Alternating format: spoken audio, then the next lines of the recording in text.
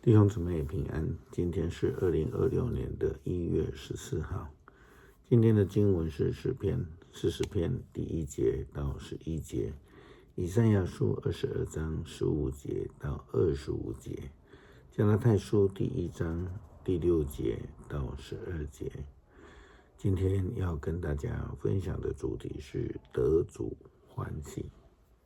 得到上帝的拣选，领受上帝的呼召及差遣。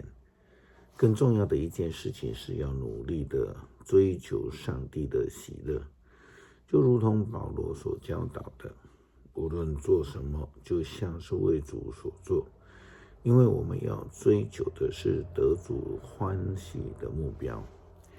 那是因为我们受上帝拣选，领受上帝的呼召，当然要追求的就是一个让主喜悦。在圣经的历史当中，有许多上帝的仆人并不受上帝的欢喜，因为他们坚持走自己的道路，离开了上帝的道路。这样的人虽然是受到上帝的拣选，领受上帝的赐福，也得到上帝的差遣，但最终却要因为偏行己路而被上帝所摒弃。以赛亚书22章15节到25节，至高上主万军的统帅吩咐我去见宫廷的内务大臣舍伯那，警告他：你是谁，竟敢在山边的磐石中为自己挖坟墓？你自以为是重要的人物，但上主要把你捡起来，要把你捏成一团，扔到一个大国去。你要死在那里，死在你一向引以为荣的战车旁边。你羞辱了王室，上主不准你居高位，要把你拉下来。上主对舍伯那说：那时候我要把我的仆人希勒家的儿子以利亚敬招来，我要拿你的朝服给他穿，拿你的腰带给他戴，我要把你的权利都给了他，他要像父亲一样看顾耶路撒冷和犹大的人民。我要把大卫王朝的钥匙给他，他所开启的没有人能够关，他所关闭的没有人能够开。我要把他安置在稳固的地方，像用钉子钉牢一样，他的全家要因他而显耀，但是他的家人和亲属要成为他的重担，他们挂在他身上，像锅和铲挂在木钉上一样。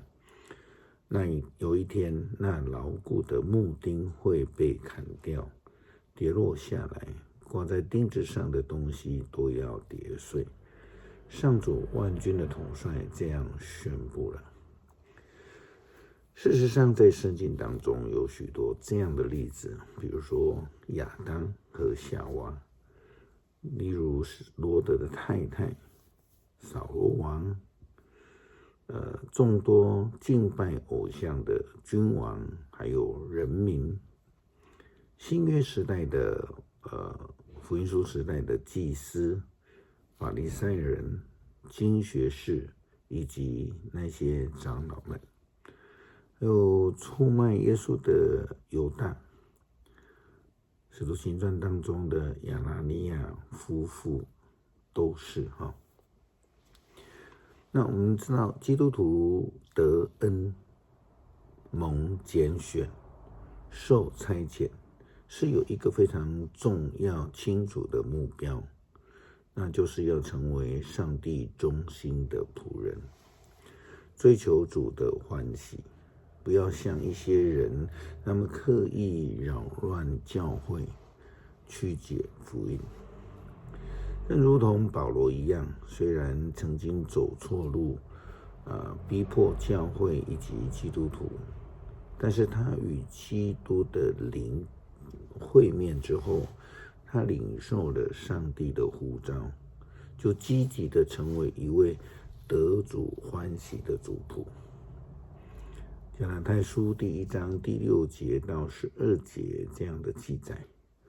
我很讶异，你们竟然这样轻易的离弃了借着耶稣的恩典选召你们的上帝，而却听从另外一个福音。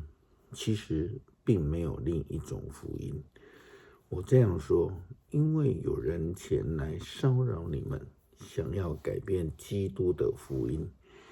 其实任何一个人，即使是我们或是天上来的天使，要是向你们宣扬另一种福音，跟我们以前所传给你们的不同，他就应该受咒诅。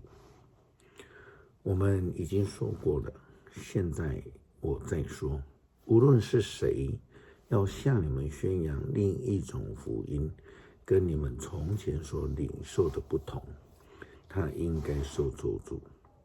我这样说是要赢得人的称赞吗？不是，是要上帝的嘉许。难道我想讨人喜欢吗？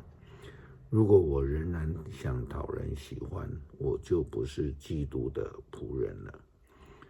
弟兄姐妹们，我要你们知道，我所传的福音不是人所想出来的，我没有从任何人接受这个福音，也没有向任何人求教过，而是耶稣基督亲自向我启示的。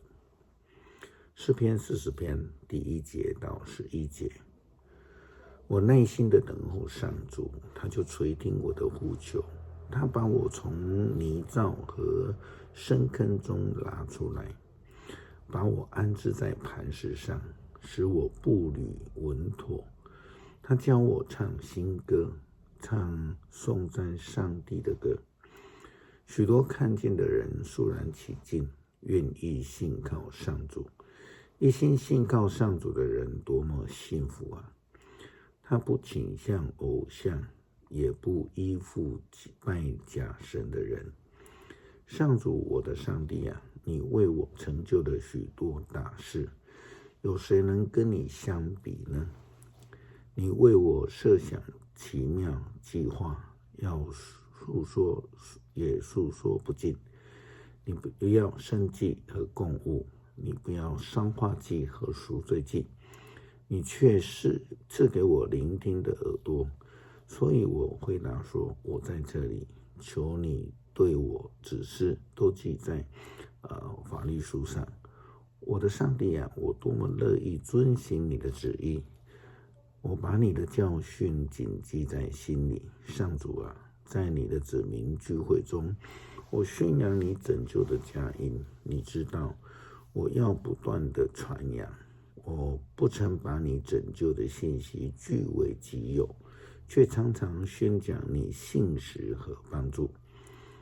在你的子民盛大聚会中，我没有隐蔽你的慈爱和信实。上主啊，我知道你永不收回你对我的慈爱，你的信实和你不变的爱始终支持我。